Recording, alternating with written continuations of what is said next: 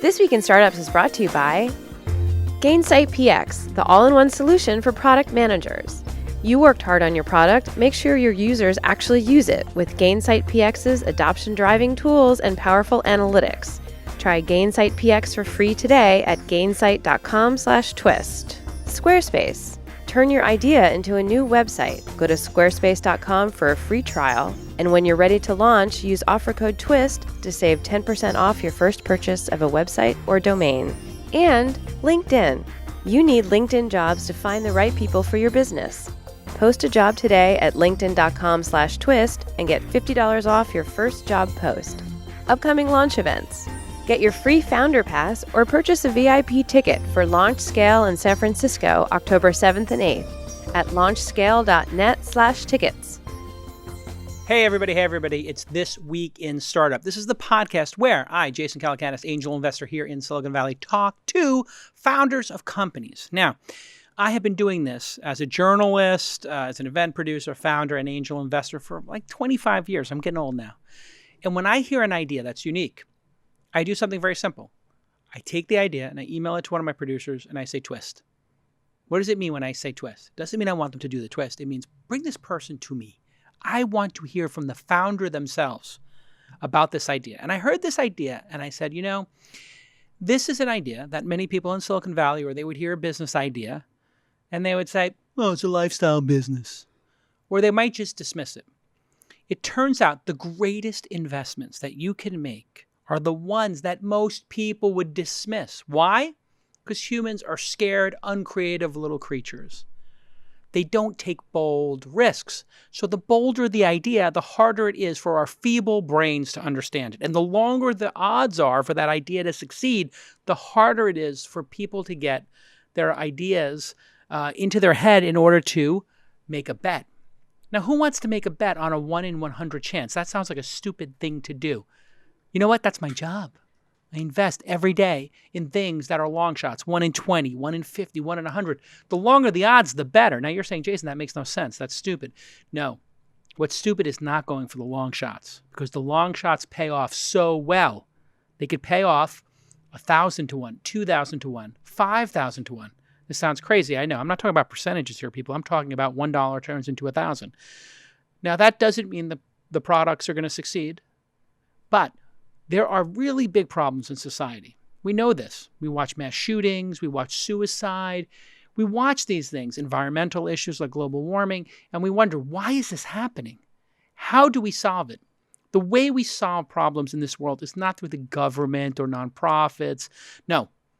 Entrepreneurs, which are single individuals who see some solution to some acute problem in society, that is the best model. Yes, so sure, a government can ban plastic bags. Sure, a government can ban nuclear reactors, whatever it is, and create regulation.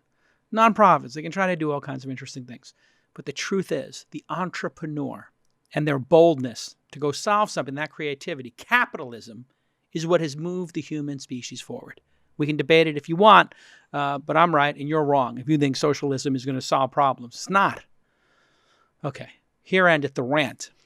But I saw this idea and I just thought, you know what? A lot of people killing themselves out there. Suicide is becoming the leading cause of death. And there's a lot of lonely people. You know how many people are on antidepressants in this country?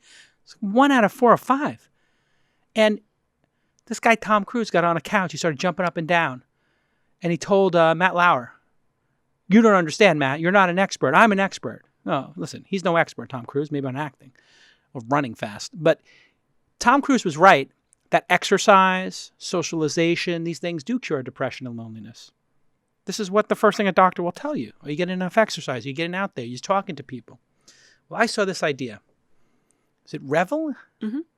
I saw this idea, Revel. I saw your idea, Lisa, on the interwebs. Correct, on Twitter. On the Twitter. And I said, this is brilliant. Tell everybody, and welcome to the program, Lisa Marrone. Thank you. Or as we would say in Brooklyn, Marrone. Exactly. Is that how people say it? So that's how people in the know say it. Marrone. Exactly. Welcome to the pod.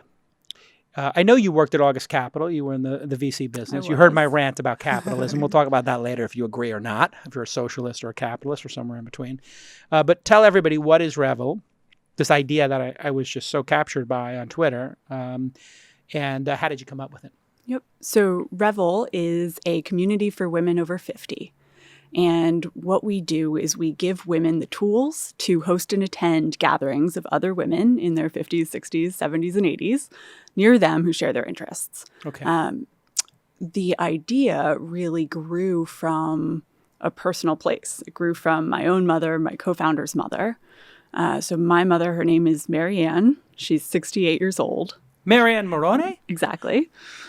She lives in Virginia. Okay, I thought Bensonhurst, but okay. And, she raised me by herself. Aw. So as her only kid, single mom, you can imagine she poured her heart and soul into me. And no pressure for you. No pressure for me. Definitely no pressure for me. But, that's a really hard thing as a parent. Yeah. And that meant that when I left the house at age 18, as a lot of parents, for any parent, I think that's a big transition moment, but for her in particular, it was. And then when she retired, similar transition moment of her going out to the world and saying, okay, what's my new identity? Where am I going to spend my time? Who are my friends? And my co-founder, Alexa, similar story. Her mother is in a lot of ways very different than my mom. Joyce has been married for 4 decades. She's a very high-powered doctor. She's still working. And nonetheless, she too wants friendships with other women her own age. And so Alexa and I thought about that, and we thought about how, we know so many women of this age who are incredible, who are strong, who just want to spend time with other women their age, and it doesn't seem like there are any communities being designed for them. Why does it happen organically, I wonder? I'm sure the audience is thinking that too. Yeah. I'm a guy. Yeah. 48. I'm not quite over 50. Give me another 18 months. Yeah. But me and my boys play cards.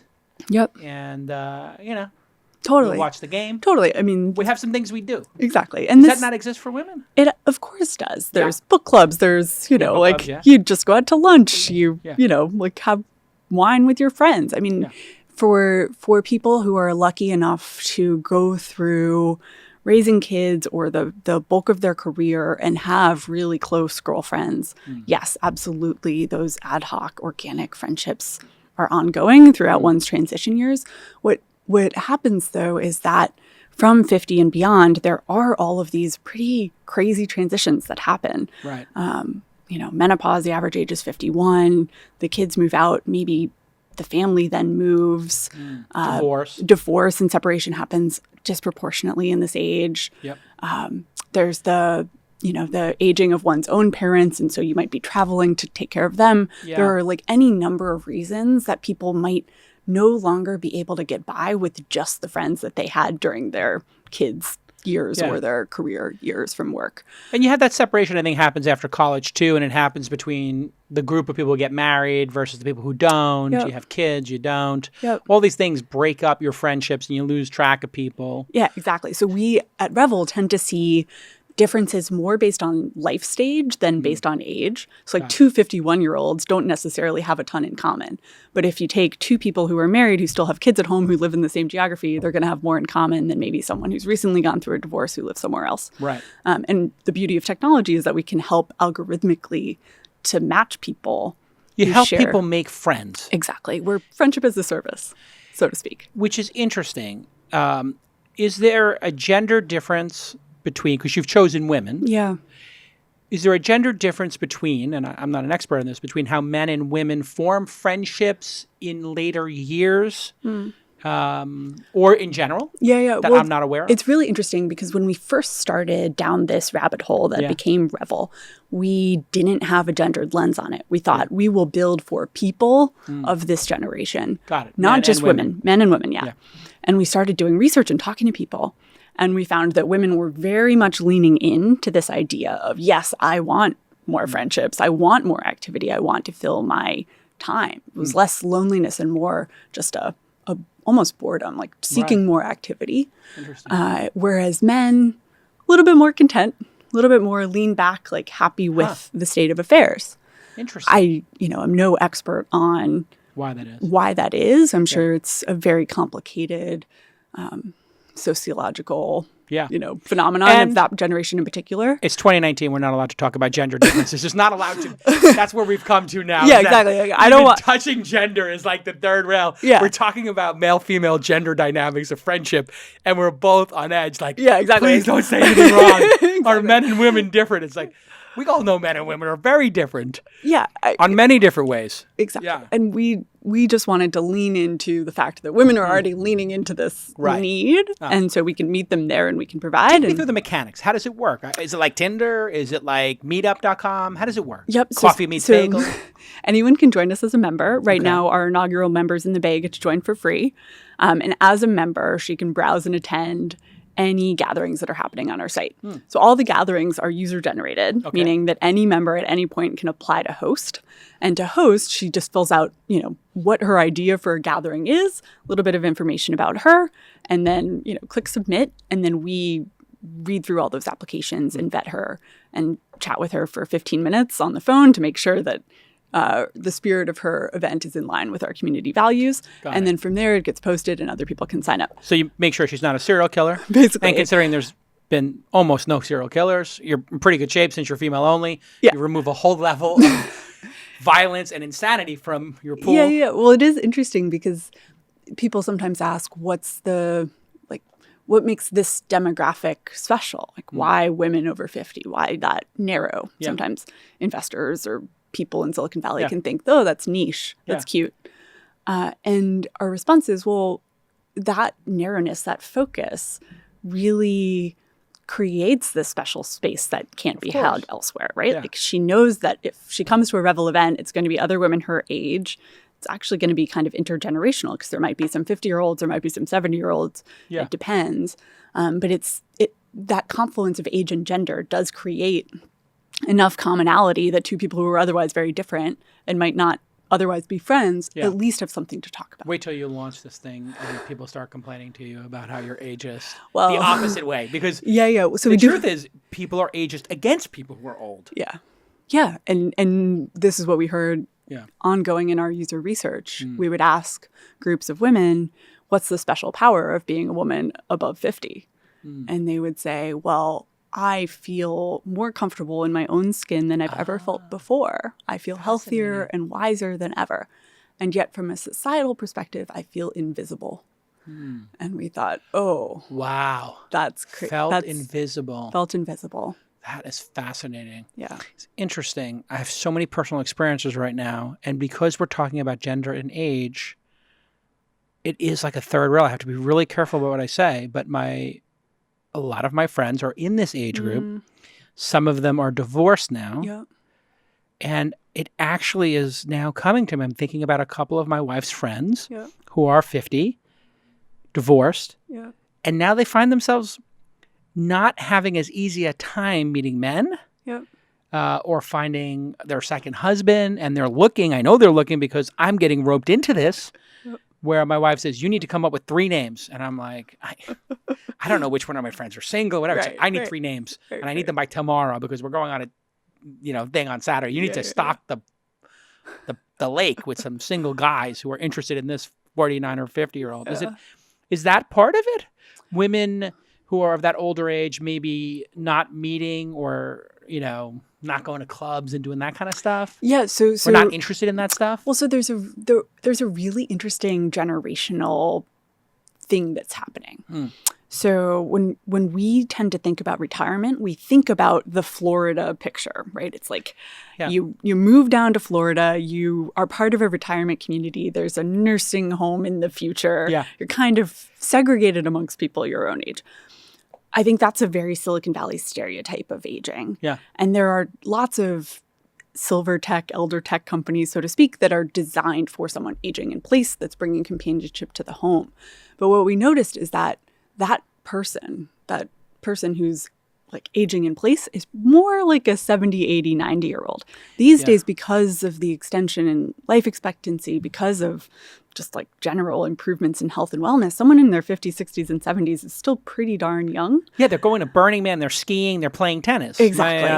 My mom plays tennis every day. My uncle's 83, he plays tennis every day. Exactly. And so we have so many members at Revel who say things like, I would be caught dead I would rather be caught dead than go do water aerobics at a rec center, right? Like for them, that is of their parents' generation. They don't want anything to do with it. They want to go to Coachella. They want to go to like Soul Cycle and like things that make them feel young and hip. Right. And so there's this gap in the 50, 60, 70-year-old who's she's not thinking about retirement in the traditional way that her parents' generation did, but it's also very unclear what she's supposed to do in those years. All right, when we get back, I want to know how you make this into a business model, friends as a service, not being lonely, I guess. And I want to get some anecdotes from you about what has been the number one example that has inspired you as the founder to realize this is really worth putting the next decade or two of my life into Revel. And you can all visit the website. It's Revel, Revel.com, when we get back on This Week in Startups. What is it that makes one startup win and another startup lose? Well, I would argue that studying and understanding your customers is the thing that is the deciding factor. And you need tools to do that. And the great tool that you're going to start using is Gainsight PX. It is the only all-in-one product experience platform. And it's built specifically for SaaS products like yours, software as a service products. It provides the tools to deeply understand your user behavior at both an individual level and the account level. It collects all that user feedback inside of their app, and the information allows you to improve your product, keeping the existing customers happy while gaining new customers. And you don't want to have a leaky bucket. It's not enough to get new customers. You got to keep those old ones happy and keep them from churning. Gainsight PX is fully customizable, it's incredibly scalable, and you don't need any coding skills. You just drop it into your website and it works. Some of their amazing customers, Bongo, Bizaboo, Anaplan, Kenshu, you know all these companies. So here is a look at Gainsight PX, the platform. You can just apply these filters to see the activity and growth of new and active users. Bing, bing, boom. And then you can tag product elements and track the usage of those specific product elements. So let's say it was Calm.com or Fitbod or any of these products. You could say, hey, who uses sleep stories? Oh, who uses meditation? Oh, who does dumbbells? Who does kettlebells? You really want to start studying your users on a granular level and understand all of that so you can get analytics and see how your users move through the product. And I want you to start using Gainsight PX for free right now. Go to Gainsight, Gainsight.com/twist, Gainsight.com/twist. It's free to start. Just sign up at Gainsight.com/twist. Thanks again to Gainsight for providing a great tool to our startups and for supporting independent media like This Week in Startups. We really appreciate it. Okay, let's get back to this amazing episode. All right, Lisa Marrone is here with me. She is Marrone Lisa on the Twitter, MarroneLisa. She is the co-founder of Revel, which seems to be an idea that I've never seen before. There was one other company. I met the founder of Papa, which is very cool. JoinPapa.com, I believe. I had dinner with him when I was in Miami. I love that cat. Mm-hmm. Cool guy. And when I left you, I was wondering, is this just going to be $20 a month, $100 a month to be a member? 15. Oh, okay. So you got a business model. Yep. 15 a month, 100 if you pay for the year. Yeah, something like that. We have yet to test what the annual pricing will be like, but $15 a month. We will certainly do annual pricing. No, listen, Calm, Fitbod, I've been through this because I introduced them to their later stage investors, and they're all like, oh, there's a problem with your churn. And I'm like, okay, guys, take out your credit card. The average credit card is going to expire in 12 months. Everybody churns. It's like, it's not like that people, and if you do yearly, priced as a year, then people don't have to make the cognitive decision to unsubscribe every month if they don't use it, and they have a full year to explore it. And then your churn goes from 20% a month to 4% overnight. Yeah. Which is why everybody's doing this. And subscriptions work on the App Store. So does this work in an app? You have an app or something? How does it work? We don't have an app. Right now it's a web app. Got it. I think certainly in the future it will be an app as well. So did you build it all like, what do they call that? No code? Did you do a no code? Are you a no code startup? It's not a no code. We have a wonderful developer who's worked for us part-time for the summer. Oh, okay, great. Which has been wonderful, yeah. You got to get into this no code movement if you've seen Webflow and stuff. So there was definitely a day, probably week 4 of YC, where we were really feeling the pressure of like, okay. Product velocity. Need to build this quick. Yeah. Need to iterate. And I got deep into Bubble. Yeah, Bubble's the other which one, is right? wonderful. Yeah. Yeah, I think this is going to become huge. This no-code movement. I just had the CEO of Webflow on. The kid's brilliant. Yeah. It's going to be the big thing. Yeah, totally. I've already got two people. I mean, in my Bubble was company great. Like I could have built addicted to this. I definitely could have built my application on Bubble. Would have been fine. I mean, would have been uglier, but it would have been fine. Hey, you want to talk about gender differences? Like the number of developers out there who are female is lower, and a lot of the accelerators out there, they want to accept developers first, everybody else second, or maybe they only want developers. This no-code thing is going to open up startups to get through their MVP process and try things without learning to code. So if there's a group of people, demographics, female, or people maybe who didn't have exposure to STEM, all of a sudden they're going to be in the game because they're going to be able to make an app as easily as making a Squarespace website. Totally. It's going to be a game changer. Totally. All right. So $15 a month, you got the web app, or you haven't started charging, but you're gonna. Yeah, exactly. Tell me about like some anecdotes or stories, things that when you saw it happening, you said, wow, this is incredible. Because you're not over 50. You look like you're 30-something. 31. Yeah, as I say, you're 30-something. So you're not your customer yet. Your mom is, so you see that. What have they told you? Or give me some specific stories of people who've now had their life changed by this. Because it seems like this is life-changing to me. Yeah. What's been fascinating to me is the range of people with whom it resonates, right? So I'll give you two very contrasting examples. One is a woman who is married. She's 55. She recently moved to San Francisco to be closer to her kids. She is one of the most extroverted, bubbly, like social creatures I've ever met. This is a true story without their name. True story without their name. Got it. Someone who makes me feel like an introverted mouse. Got it. And, every night of the week, she's out with her husband doing social things. And she said to me, I don't know what to do during the day. Like, I just want friends to hang out with during the day. Ladies who lunch. That's what people would say. Exactly. Like, she wants activities to fill her time. And I don't know until she said that I would have expected that someone that social would still have the need. During the day. During the day. And sometimes evenings, right? Like she doesn't want to hang out with her husband 7 nights a week necessarily. Right. And then on the other end of the scale, we had a lunch down in Palo Alto. About 10 of our members showed up. And, we're just chit-chatting. People are introducing themselves, getting to know each other. And we're all going to get up and walk around the garden. And at the very last second before we stand up, one of the women at the end of the table says, I just have something I want to say. Whoa. And she said... Everybody's like, brace for impact. This could go one way or the other. She's like, I just really want to find some friends. Like, God, I feel like I'm going to cry right now. I know. What are you doing to me, Lisa?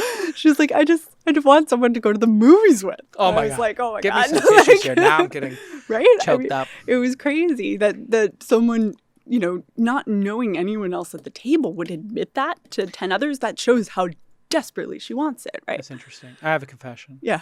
I have something I feel I need to say. I'm looking for somebody who wants to see Kurosawa films with me and like old films because my wife is like, stuff is too slow. I can't even go to the movies to see the films I want to see. Well, hopefully someone will I need an build that. art house film friend who will go to those films with me.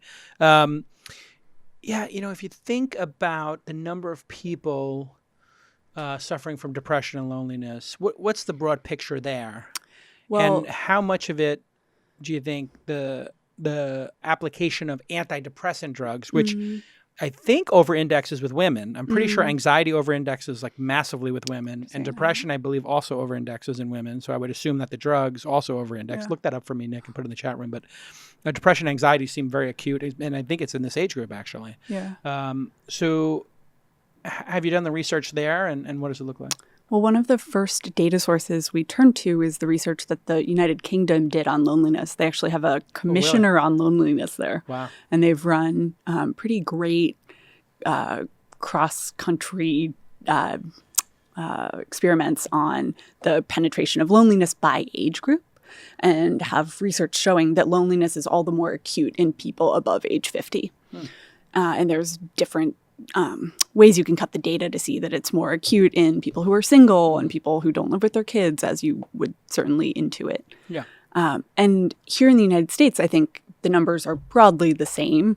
Loneliness is more acute amongst the elderly for a variety of reasons, right? Like we are living further and further from our extended family than we ever did before. Yeah. We are also living longer. And so there are these now decade spans of activity when someone's in their 50s, 60s, or 70s who still feels active and wants to hang out in a way he or she might not have before.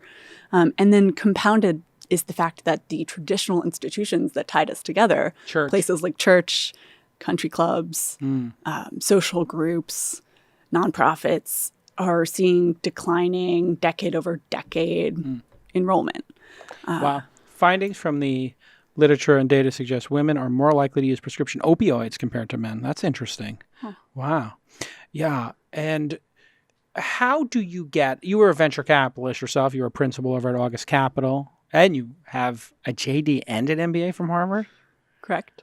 I mean, God, that's impressive. I'm a masochist, I think. And you went to Yale. My God. My mom is very proud. I'm very proud. That's incredible. You decided to not keep going on venture capital instead, or practice law. You started to start a company. When you were a venture capitalist, if somebody came to you with this idea and you had to write coverage of it for Dave Hornick, you would write what? This is crazy? I think I would have written, it's a massively underserved market. That would have been my lead, which is true. And I think that if you read the numbers and recognize how big this population is, they're not called the baby boomers for nothing. There are 50 million of them, women over 50 in the United States. 50 million women over 50? 50 million women over 50 in the U.S. alone. And can you imagine how much money they have by the time they're 50? Right. So the average income of one of these households is above median because of accumulation of wealth over one's lifetime. Sure. Yeah. So they have time and money. Time and money to spend. Wow. And then when you do the market analysis of, okay, what else exists? It's, to your point earlier, kind of organic friendship for those who are lucky enough to have friends who they want to see more of as they age. And maybe meetup.com for people who are truly bold and like know how to work around a website. A room. And, and find the Bulldog meetup. Exactly. There are lots of meetups for women over 50 in the Bay. You can find them. But, it's not perfectly designed for that age group, so it has some issues. Yeah. And there's really nothing else. I don't think a male VC would be the person to back this. I don't think they're going to get it. We've been very... What's it like when you pitch a male VC? Do they get it? So we were very lucky that we pitched mostly women and enlightened men. So actually, the men who we pitched... Both of the enlightened men? Both of them? Me and Alexis from Initialize. Two woke guys.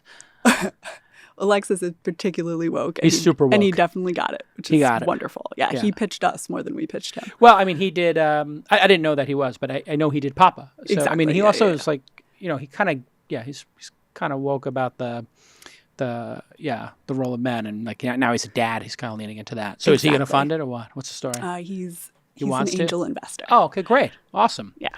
A woman's going to back this. Women definitely understand it. Yeah. But you know what? It's amazing, too, we're sitting here 10 years later and you're like, oh, well, the women VCs get it. It's actually changed in Silicon Valley. There's a lot more female VCs. There's a lot more female VCs. So with a female idea like this, you don't feel like 10 years ago you might who do I pitch this to? Yeah. That's actually encouraging. And another thing is everyone has a mother. So yes, it's easier to understand the lived experience as a woman because, even myself as a 31-year-old, I hope to be 50 someday and I'm projecting forward into the future what I want to be treated like when I'm 50. But I think there have been plenty of men who have reached out to me and said, oh my goodness, this resonates with me. My mom is going through X. She could really benefit from this. Yeah. And I think that's something that works to our advantage. Thinking about that as well. Yeah, I was just thinking about my mom. Here in the chat room, I just got another piece of research. Women twice as likely to take antidepressants as men. Interesting. Yeah. I remember reading those studies. And then there's actually, again, we're not allowed to talk about these things because we're not allowed to actually delve into gender differences anymore, at least not in a public forum, but I'll go for it anyway. Yeah, the thinking was... because women create babies and are or have historically been responsible for protecting them, they would be more conservative and more alert. Therefore, the women who were on guard more would have their genes handed down.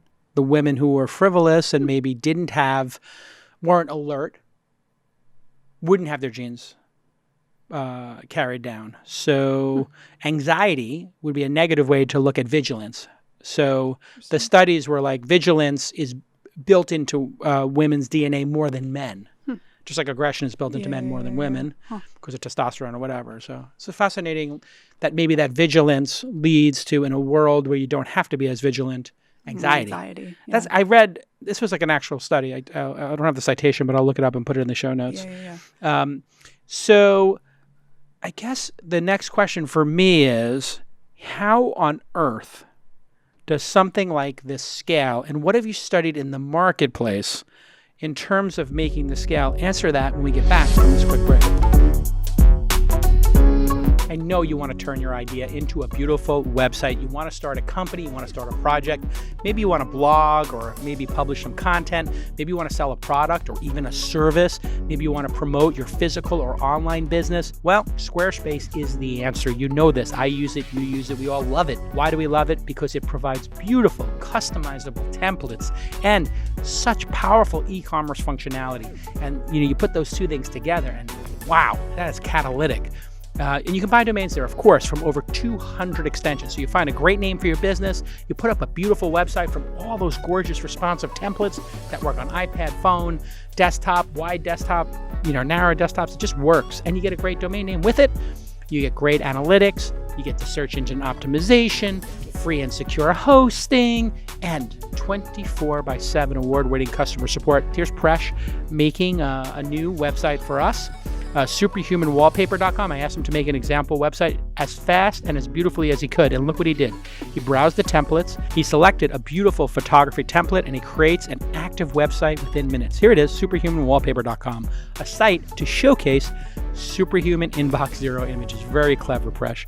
Okay, here's what you need to do. You think beautiful website with great functionality and great support. I want you to just think Squarespace. So go to squarespace.com and get a free trial right now.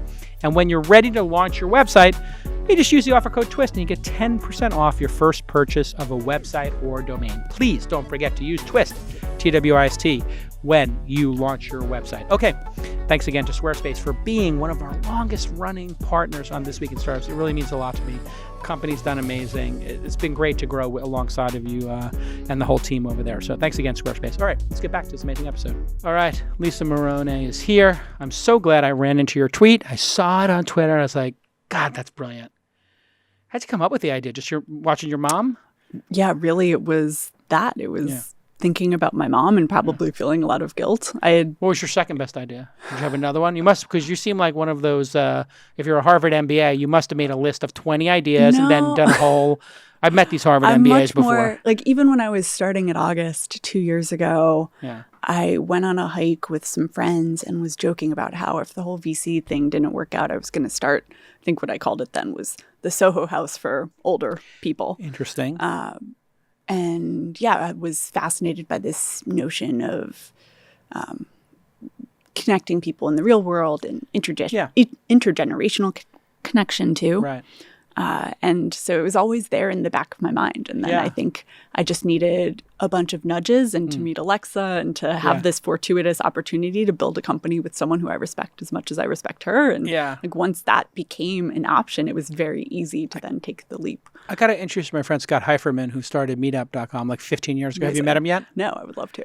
Yeah, just email me and remind me, and I'll email him because he's got he sold it to WeWork. Yeah, of course.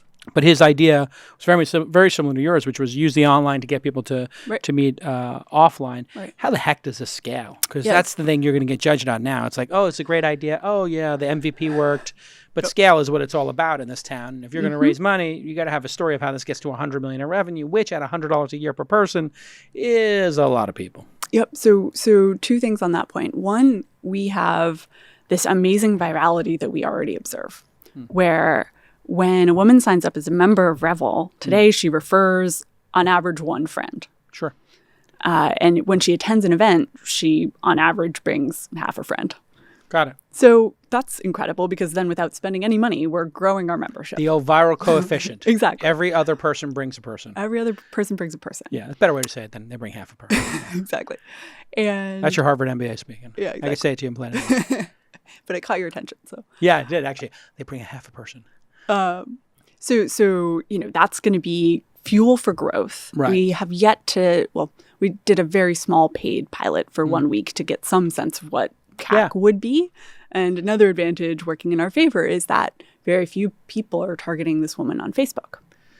Women over 50. And yet this demographic is increasingly the majority of eyeballs on Facebook. You know where this idea would really work is in Japan. They have the largest aging population in the world. They live long. Yep, they live longer. And they have a problem with low birth rate. They have... Though what Japan is doing that we're not doing is that they, two things. One, as a society, they respect their elders a lot more than we in the United States do. Right, they'll go visit them. Yep, and they live with them, in fact. Yes. And in Japan, I was in Tokyo in March, it's not uncommon to see grandparents escorting kids to and from school. Wow, yeah. Whereas in the States, I think that's more either the privilege of the rich or a reality of the working poor, but the middle class, by and large, is isolated from where they grew up. Yeah, there's one of the biggest issues in Japan now is there are so many old people that many of them are having dementia, which happens because they live such a long time. Yeah. Now, a large portion of the country's wealth is in the hands of those old people. They have dementia. So now it's putting at risk the wealth of the country because that money's not being spent. Yeah. You remove monetary velocity, kind of important, as you know, being an MBA, et cetera, like for running a country. And people over there are so pessimistic. I had two different people on my last trip there say to me, I don't know why you would have, I asked them if they had kids, and they said, I'm just not sure I would want to bring a kid into this world. So like the meme there is the world is so bad. It's getting so much worse, environment, et cetera, that you probably don't want to bring humans into this. I mean, that's dark. I mean, talk about dystopia. When people are opting out of making babies, it's like, whoa, we have crossed some weird Rubicon now. Yeah.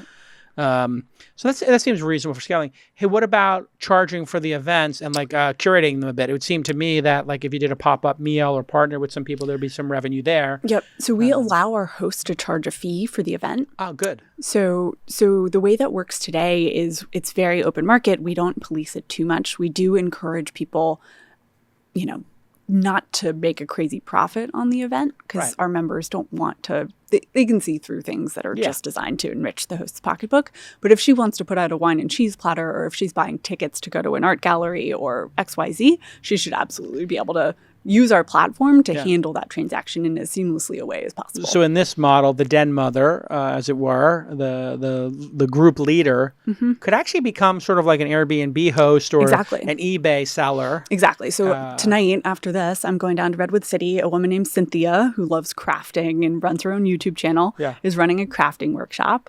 And she's going to have like she has blueberries and chocolate covered pretzels and all of the art stations set out in her store. And, like Cynthia, this is now a new revenue stream for her. Yeah. It is interesting.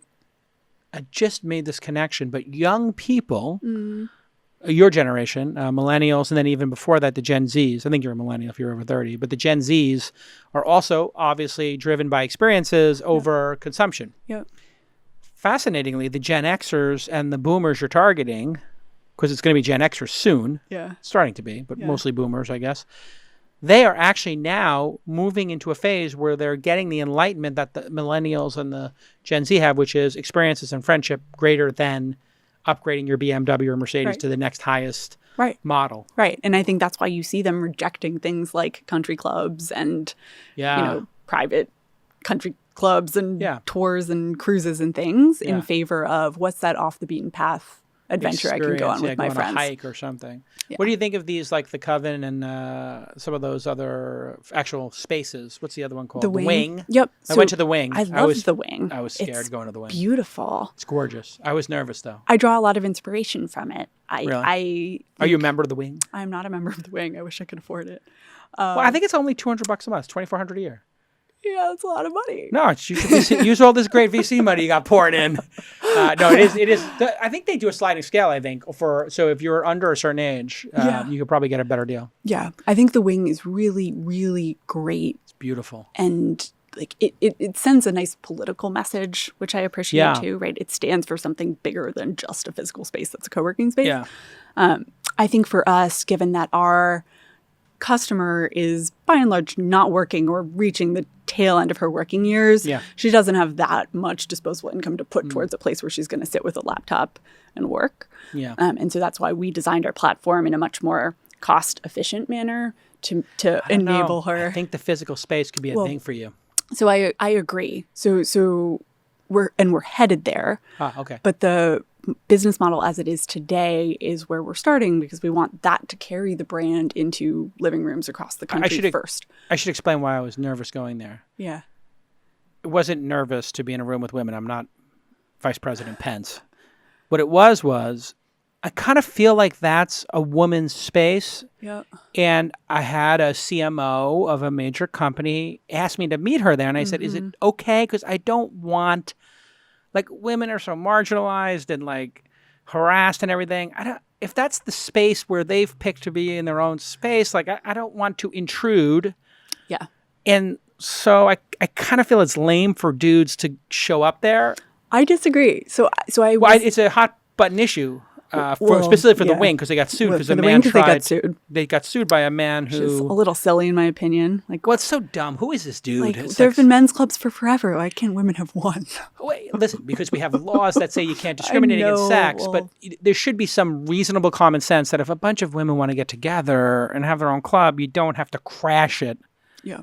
It's just such a I douche understand your move. position. And also, when I used to be a VC, I was a member of the Assembly here in SF, which is another women's co-working space. And I used to invite guys to meet me there all the time. Right. And yes, it was a little bit awkward.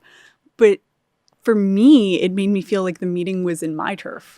You have the high ground. I had the high ground, which like I that, never actually. otherwise got to have. And so it was a really nice, like, power rebalancing. That's interesting you say it, because I never feel that way. I always feel like I'm in the dominant position. I write the checks. I got the podcast. Like, I don't ever feel like. But and you would think as a VC, I would feel that, right? Like, you I would. write the check. Yeah. But no. But when I went there, I did actually feel like this is not my home turf. And okay, what's it going to be like? And there's a specific Instagram account now called like Dudes of the Wing. Oh, no. Do you know about this? No. So I think a lot of women who joined under the, social contract. This was a women's club. Yeah. And when this dude decided he needed to mansplain the law. About public accommodation laws. To the women who obviously understand that and did the suing. And guys started showing up there. This anonymous account takes pictures of guys who spend their day there. So it's, they're sort of. Did you check whether you ended up on the Instagram account? I should check. You should check. Because you know what? We walked, I'll tell you this is a true story. I walk in and there's like a beautiful like cafeteria area. Yeah, exactly. So I was like, oh, it's a little buzzing in here. And there was one guy in there. And we got our drinks. And then she's like, oh, let me show you around. And we go walk in and everybody looks up.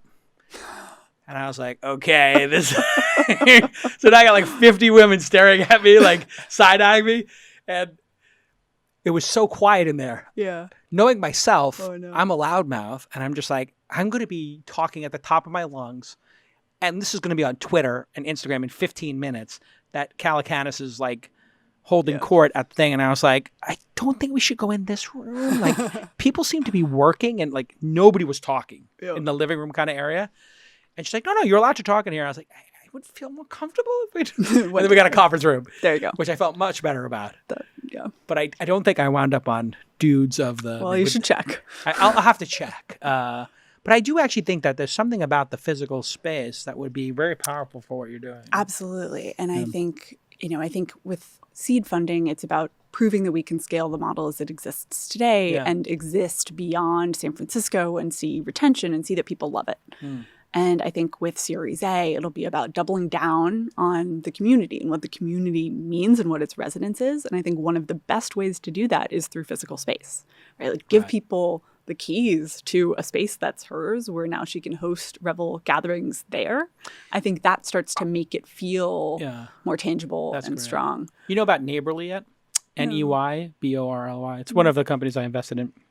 Neighborly's taking storefronts, and they rent them for $94 an hour. So they take a storefront, let's say it costs $5,000 a month to rent or something, They build it out, they make it look super beautiful, but it's a shell. Then you can rent it for your Revel event or your offsite. Oh, that's amazing. And for 4 hours, it would cost whatever that is, 4 times 94. But then sometimes they give discounts to nonprofits or whatever. But let's say it was $300 to host your event.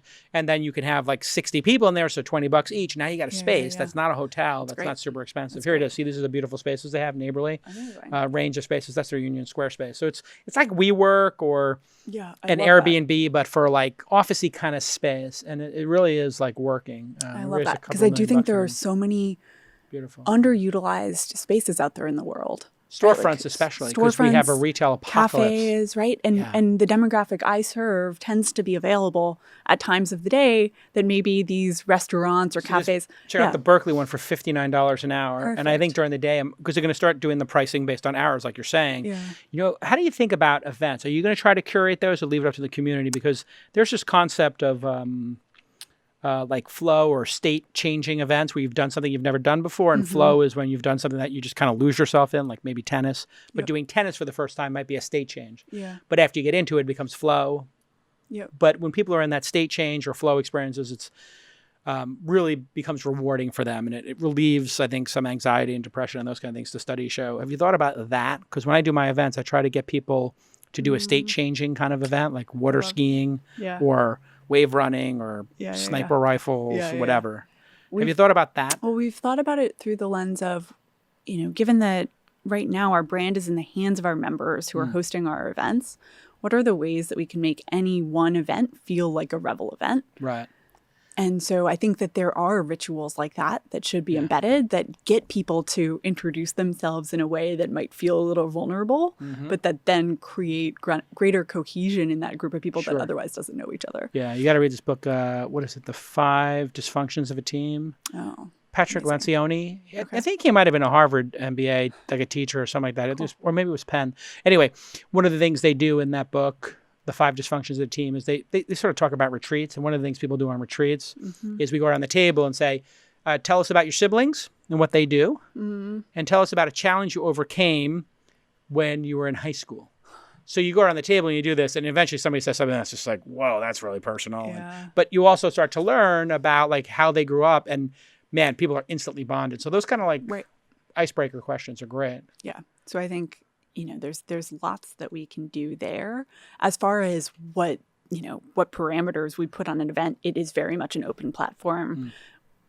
You know, we can see based on the data which events tend to be very popular and which events don't. And over time, we will do things to message to the hosts ex ante, hey, this has characteristics of a really, really good event, and you might want to change the time, or this topic is not particularly popular.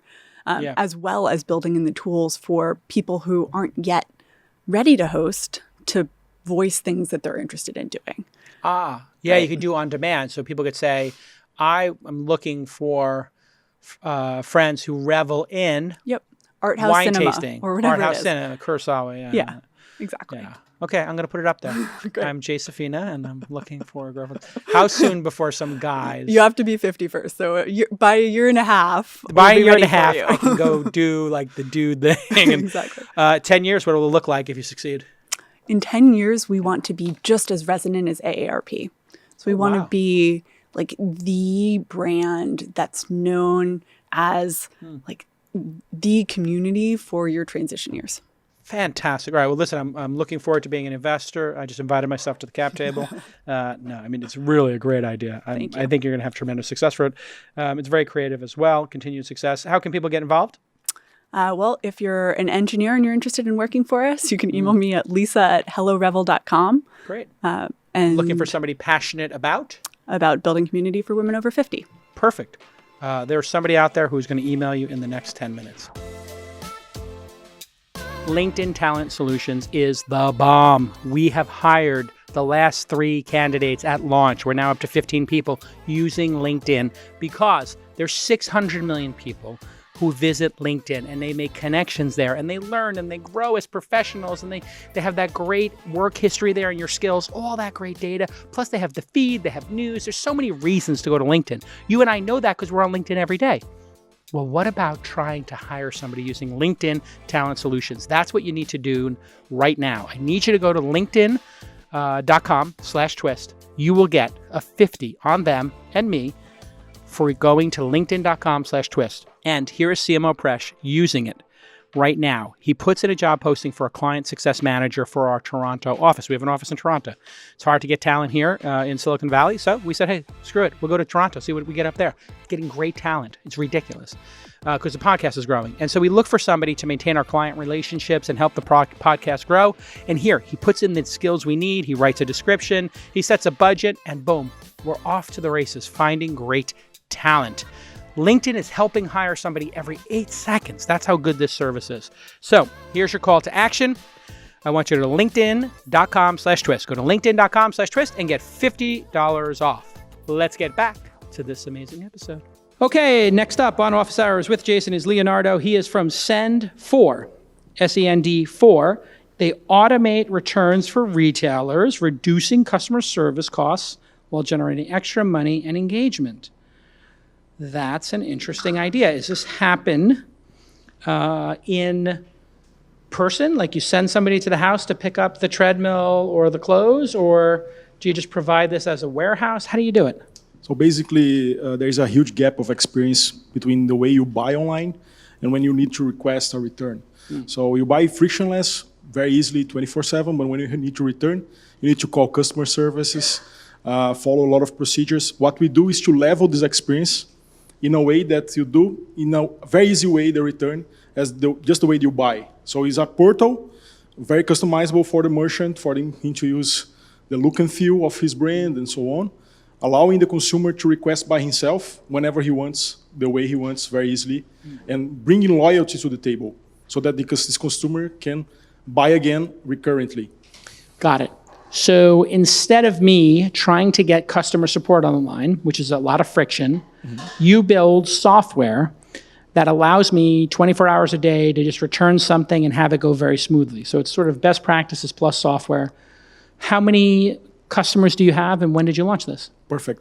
In the past 11 months, we were able to service 65,000 consumers, 80 e-commerces.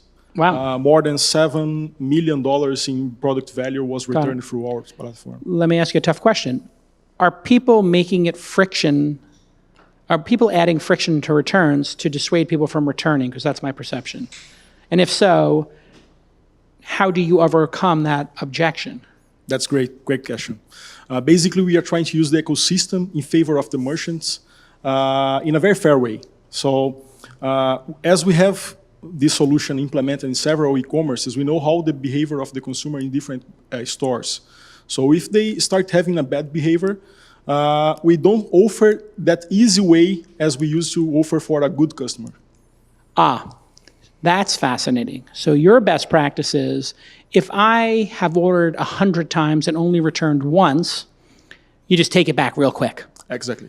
If I've ordered 3 times and returned twice, you're going to make me call on the phone dynamically between the hours of 9 and 5 and charge me the restocking fee. Exactly. And more than that, I use mental triggers on this journey to convince you to get store credits instead of cash refunds.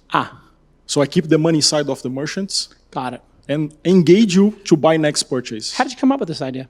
My partner over there, he had a previous business that he was delivering goods, the last mile, and he suffered a lot with this process, and saw that there was a much more higher, worse experience on the reverse logistics than it was on delivery. So when he sold his business, he invited me to build this one. Got it.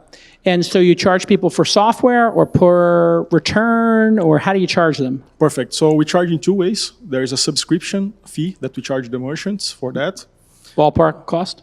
Around $300 per month. For the software? For the software. Got it. And a transactional fee, which is a take rate, over the amount of money that we retain as a store credit. So if you get them to take store credit, you get another 5 or 10% of that? Between 5 and 20%. 5 and 20? Yeah. So you negotiate it. It depends on the category volume, or the volume. The volume of money transacted. So if it's a small amount of money, you may take 20% if you get the store credit. If it's a big person, they got 1,000 orders coming back, you just take 5 because then it's a big number. Exactly. And they don't want to do this themselves. That's a good point. We actually converted 2 stores, 2 merchants that had their own solution. and they decided to give up on that and go for us because we were changing and improving the solution faster than them. We are thinking about that 24/7 as well. Amazing. So focus is very important. Awesome. And you don't need to get every customer. You just need the ones who have the need. Exactly. But you don't do any of the actual receiving of the products and repackaging or anything like that. They still do all that. Pure SaaS. Yeah, Just technology. just the SaaS stuff. It's amazing. Great idea for a business. What's your biggest challenge? So far, we've been grown through outbound side sales, and we've been doing that very well. But the challenge now is to build a new channel for growth in a scalable way, in a faster way. So the biggest challenge is how we try to use a B2B approach to grow faster, just like B2C does. Sure. So scaling SaaS products is not easy. You have a sales process. You have to convince people. They have objections, and you're doing something that is probably very new. They've probably never had anybody else call and say, "Can we help your returns process, and we will get more people to take store credit, and you give us a piece of that." That's probably the first time they've ever heard that pitch. So given that, it's not going to be, you cannot expect in the early days that it is going to be easy. The fact that it's hard is recognition of that it's new.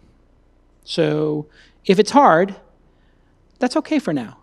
Once those people have been doing it for 18 months, the average tenure of employees now is probably 2 years in these companies, 3 years or less. They're going to go to their next company, get the job title above the one they had at the last, and they're going to say, "Oh, I have a solution for this," and they're going to bring it with them. So you have to play the slow game, which is you have to survive long enough for those people for your product to infect organizations, and for you to have such a tremendous impact on them that when their people leave, they bring Salesforce with them. They bring Zendesk with them. They bring Slack to the next company. They bring Zoom to the next company. That's what's happening in SaaS products today. So much so that when people get to a new company, they say, okay, you got my Slack, you got my Salesforce, and we're going to use Outreach, and we're going to use Asana. And they're like, no, we don't use Asana, and we're not using Salesforce. And they're like, what? Well, that's what I'm trained in. What are you using, right? So you have to play the long game. SDRs and email sequencing is likely the best solution because you can, once you define which titles open the emails, which copy results in meetings, and what meetings and sales executives who are hosting those meetings convert, you can look at every part along the funnel and optimize. So you could say, okay, you know what? We've been picking people who are the VPs of e-commerce. It actually is the VP of customer service, or it's the director of customer service, or it's this person. It's the logistics person, whatever the title is on LinkedIn that you target. The way to convert is to actually get the chief operating officer or the CFO involved. Because the pitch to the CFO is, would you like to have more money in your float and then have some of those essential gift cards, credits, not get used? Because they're going to look at it and say, you know what? 2 out of every $10 get lost in the system and never get used, and we get to keep that yum. So we should give them 2 of the $10 because we're going to get those 2 back, and the other $8 or $6 will go back in the system. So I think SDRs and just focusing in like a laser on that. And then there's trade press. Once you have those lighthouse customers, you have customers who you have delighted beyond belief, you can then use the trade press, and you can use trade shows where e-commerce people are going and affiliates are going, and to work on those people. Or you can look at the stack of people who worked at who have Magento or Squarespace or Shopify, and then you could hire somebody who worked at Magento, Squarespace, and Shopify to work at your company because they know the big customers of those platforms, which if you have Shopify, if you have Magento, if you have Squarespace, then you need your service if you're a breakout, right? Mm-hmm. So there's like 3 or 4 different ways for you to sort of sneak in there. And I think being patient with yourself and just having almost no churn and delighting the heck out of your customers.